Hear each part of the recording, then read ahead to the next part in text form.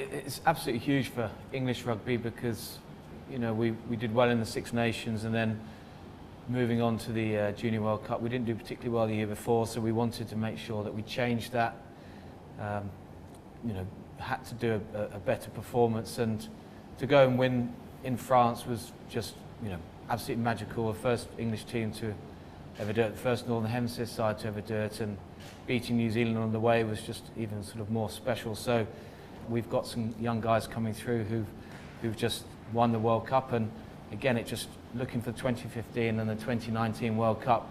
You know, I think the future is really, really bright for English rugby, and you know, for the national sort of teams' chances of winning things. So it was fantastic for the players, for the management, and everybody, but just absolutely brilliant for English rugby. I think they've got to have some natural ability, and what I mean about that is they've got to have some movement about them, some bounce, some energy. And I think they've got to have a reasonable good culture to start off with, because not everybody's a classic case, but you've got some reasonable good culture, good energy. And I think most important of all, you've got to have the ability to work hard. You've got to have the ability to work hard.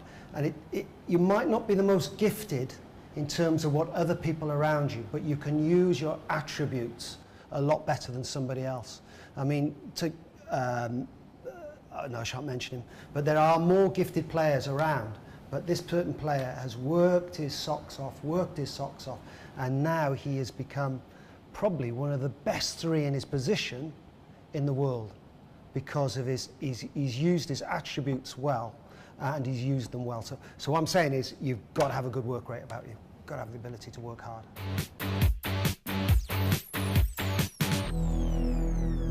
I think you basically split your performance down into three areas: physical, technical and tactical, and mental development. And physically, obviously, by the time you're 15, you need to be doing some extra work on your fitness and your strength training, and your conditioning, bodyweight exercises, running, to make sure you can play the game at the highest level.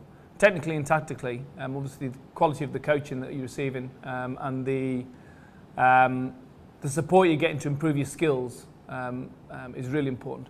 And mentally, making sure you deal with setbacks and you develop resilience, you develop mental toughness, which means that you're going to go on, and as JC has said, work hard to be the best you can be.